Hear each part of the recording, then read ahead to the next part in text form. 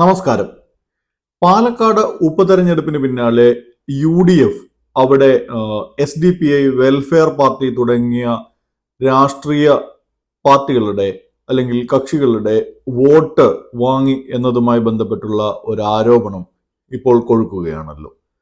പ്രത്യേകിച്ച് അവിടെ UDF സ്ഥാനാർത്ഥിയായിരുന്ന രാഹുൽ മാങ്കൂട്ടത്തിലിന്റെ വിജയത്തിന് തൊട്ടു പിന്നാലെ വിക്ടോറിയ കോളേജിന് മുന്നിൽ SDPI നടത്തിയ ആഘോഷ പ്രകടനം, ഇതിന് പിന്നാലെയാണ് ഇത്തരമൊരു വാദം ശക്തി പ്രാപിച്ചത്. എന്നാൽ തെരഞ്ഞെടുപ്പ് സമയത്ത് തന്നെ അവിടെയുള്ള മുസ്ലിം ദേവാലയങ്ങളും അതുപോലെ ന്യൂനപക്ഷ വിഭാഗത്തിൽപ്പെട്ട ആളുകളുടെ വീടുകളിലുമെല്ലാം നേരിട്ട് സന്ദർശിച്ച് SDPI നോട്ടീസ് വിതരണം നടത്തി എന്നുള്ള ആരോപണവും ഉയർന്നിരുന്നു. ഇങ്ങനെ രാഹുൽ മാങ്കൂട്ടത്തിലിന്റെ വിജയത്തിന് പിന്നാലെ അദ്ദേഹം ചില SDPI പ്രവർത്തകരോടൊപ്പം നിൽക്കുന്നതിന്റെയും അതുപോലെ വെൽഫെയർ പാർട്ടിയുടെ ഓഫീസിൽ പോയി ചർച്ച നടത്തുന്നതിന്റെയും എല്ലാം ഫോട്ടോകൾ പുറത്തു വരികയും ചെയ്തു. ഇങ്ങനെ ഉള്ള ഒരു വിവാദം കൊഴുത്തുകൊണ്ടിരിക്കെ ഇതിനുള്ള ഒരു മറുപടി എന്ന രീതിയിൽ കോൺഗ്രസ് പറയുന്നത്, നേരത്തെ കേരളത്തിലെ ഇടതുപക്ഷവും ഇവരുമായി ചില ബന്ധങ്ങൾ ഉണ്ടാക്കിയിട്ടുണ്ട് എന്നൊക്കെയാണ്. ഇതുമായി ബന്ധപ്പെട്ടുകൊണ്ട് ചില പ്രാദേശിക തലത്തിലൊക്കെ ഉള്ള ചില ചിത്രങ്ങളും ദൃശ്യങ്ങളും, അതിന്റെ ആധികാരികത നമുക്ക് വ്യക്തമല്ല, പ്രചരിപ്പിക്കുകയും ചെയ്യുന്നുണ്ട്. എന്നാൽ CPIM അല്ലെങ്കിൽ ഇടതുപക്ഷം ഔദ്യോഗികമായി തന്നെ ഇത്തരം കാര്യങ്ങളെ തള്ളിപ്പറഞ്ഞിട്ടുണ്ട്. എന്തായാലും നിങ്ങളത് ചെയ്തു, അതുകൊണ്ട് ഞങ്ങളും ചെയ്യുന്നു എന്നതിനപ്പുറത്തേക്ക് മറ്റൊരു വിശദീകരണം നൽകാൻ ഇവിടെ കോൺഗ്രസിന് സാധിച്ചിട്ടില്ല. യഥാർത്ഥത്തിൽ കോൺഗ്രസ് ഇപ്പോൾ എത്തിപ്പെട്ടിരിക്കുന്ന അവസ്ഥ എന്താണ്? നേരത്തെ അവർ ആരെങ്കിലുമായി ബന്ധമുണ്ടാക്കിയോ ഇല്ലയോ എന്നുള്ള വിഷയങ്ങൾ നമുക്ക് മാറ്റി നിർത്താം. SDPI അതല്ലെങ്കിൽ വെൽഫെയർ പാർട്ടി ഓഫ് ഇന്ത്യ ഇവർ മുന്നോട്ട് വെക്കുന്ന രാഷ്ട്രീയം എന്താണ് എന്നുള്ളത് സംബന്ധിച്ച് കോൺഗ്രസ് ചർച്ച പോലും ചെയ്യാൻ തയ്യാറാകുന്നില്ല. മൗദൂദിയൻ ആശയങ്ങളുമായി പ്രവർത്തിക്കുന്ന അല്ലെങ്കിൽ മൗദൂദി സ്ഥാപിച്ച ജമാഅത്തെ ഇസ്ലാമി ഓഫ് ഹിന്ദിന്റെ രാഷ്ട്രീയ പാർട്ടി രൂപമാണ് വെൽഫെയർ പാർട്ടി എന്നുള്ളത്. മൗദൂദിസം എന്ന് പറയുന്നത് തന്നെ ഹുക്കുമത്തെ ഇലാഹിയ അഥവാ അള്ളാഹുവിന്റെ രാജ്യം സ്ഥാപിക്കുക എന്നുള്ളതാണ്. അതായത് മതരാഷ്ട്ര സ്ഥാപനം മുന്നോട്ട് വെക്കുന്ന ഒരു സംഘടനയാണ് വെൽഫെയർ പാർട്ടി ഓഫ് ഇന്ത്യ എന്ന് പറയുന്നത്. അവർ ഒരു തരത്തിലും ഇന്ത്യൻ ഭരണഘടനയെ അംഗീകരിക്കുന്നില്ല.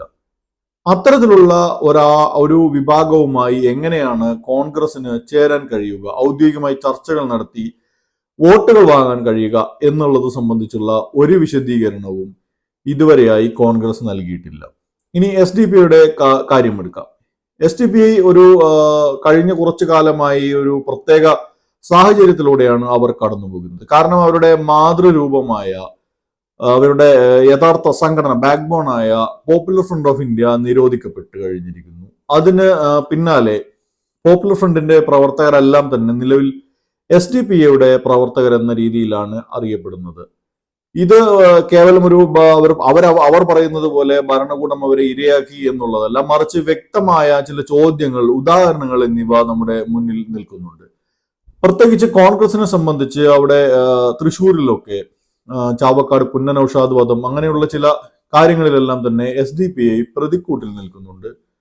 ഇത് സംബന്ധിച്ച് യാതൊരുവിധ പ്രതികരണമോ അല്ലെങ്കിൽ മറുപടിയോ നൽകാനും കോൺഗ്രസ് തയ്യാറാകുന്നില്ല. മറിച്ച് ഏതോ പഞ്ചായത്തിൽ, ഏതോ വാർഡിൽ, ഏതോ ബൂത്തിൽ എന്നൊക്കെ CPIMുമായി ഇവർക്ക് ബന്ധമുണ്ടായിരുന്നു എന്നൊക്കെ പ്രചരിപ്പിക്കുകയാണ് ചെയ്യുന്നത്. മറിച്ച് രാഷ്ട്രീയമായി യാതൊരുവിധ മറുപടിയും ഇതുവരെ കോൺഗ്രസ് നൽകിയിട്ടില്ല.